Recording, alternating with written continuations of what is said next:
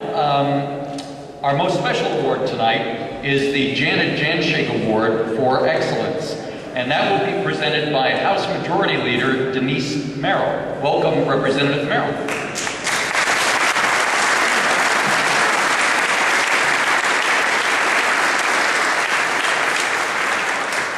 Thank you very much, and it's a great honor to be here tonight.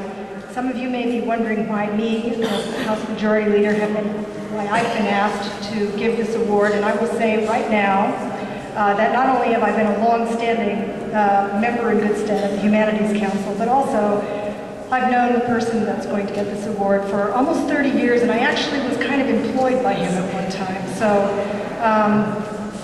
So I'll tell you more about that in a minute.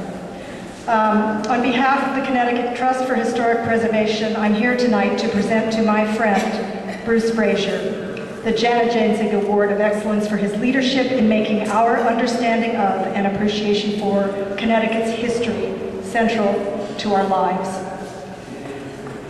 No one is more deserving of this award that recognizes excellence in a professional in the field of history and historic preservation.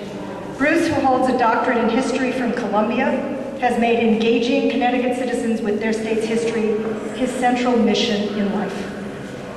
As leader of the Humanities Council for over 3 decades, Bruce has been the leader on numerous initiatives that have gained him and the Council accolades. Under his leadership, the Council has been awarded 5 Merit Awards for overall program excellence and 5 Exemplary Project Awards from the National Endowment for the Humanities, and has received the Federation of State Humanities Council's Schwartz Prize for Best State Council Initiative in the nation 4 times.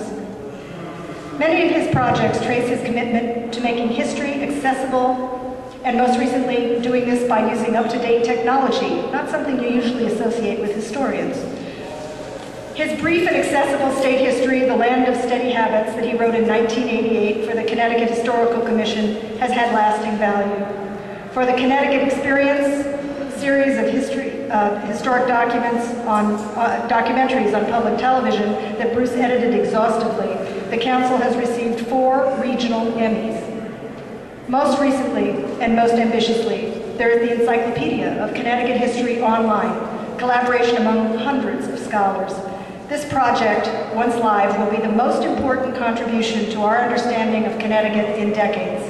It demonstrates that Bruce can move his history commitment into the modern technological age seamlessly. All along, Bruce has spearheaded the Council's Heritage Development Program that supports, with its grants, a wide variety of exhibits and other programs, many with local historical societies.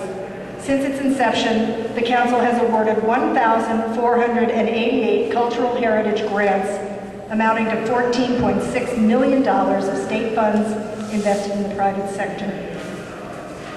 Realizing it's impossible to cultivate the heritage community without investing in its historic places as well, Bruce forged an enduring partnership with the Connecticut Trust to foster the strong connection and inevitable relationship that the cultural heritage museum community must have with historic preservation. The Connecticut Trust's Historic Preservation Technical Assistance Grant Program was started as a result of this relationship and has been generously funded by the Humanities Council since 2003. From that start, this program has become a signature program for the Trust, with grants reaching across communities throughout the state.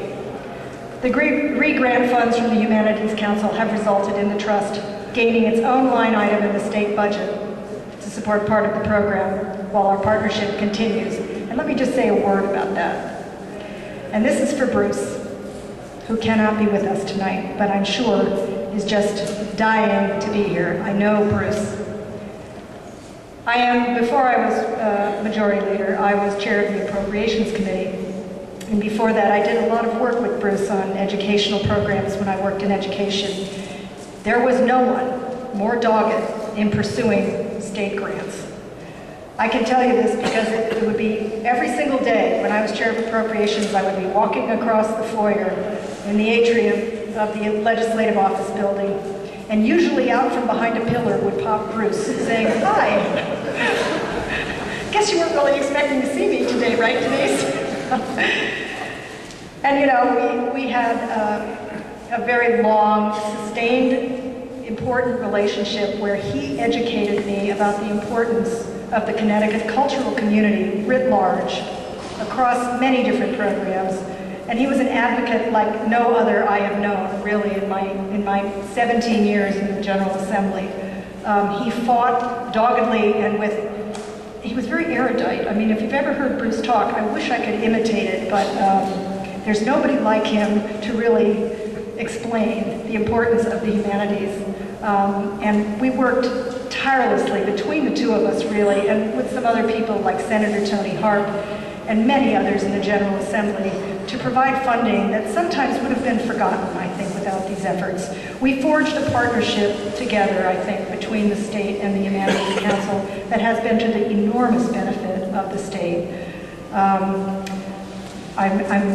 I can't tell you how pleased I am that he is receiving this award. The Jainschigg Award commemorates Janet Jainschigg, a founder and benefactor of the Connecticut Trust, as well as a regional leader in historic preservation. And she was a mentor and inspiration who insisted on the highest standard of professionalism. No one could embody that more than my dear friend, Bruce Fraser. I so wish he could be here tonight, but I certainly add my voice to those who have awarded him this very prestigious and wonderful award. And of course, we all wish him the best. And so here's to Bruce. Thank you very much.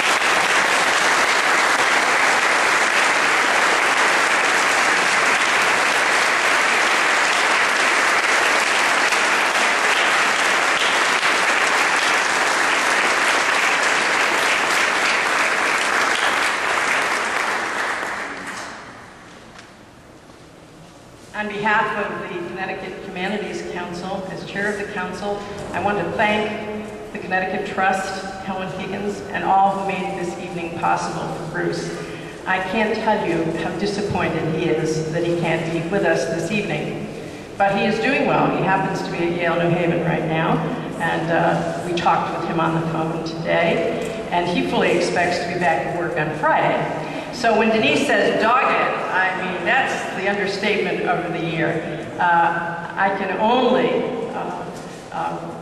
support the wonderful comments that Denise has made this evening. Those of us who serve on the council are inspired, awed every single day at the commitment of this man to the history of our wonderful state, to the values and traditions we hold most dear, and to see that those are put forth and promulgated for generations to come. So it is our honor tonight to accept this award on his behalf.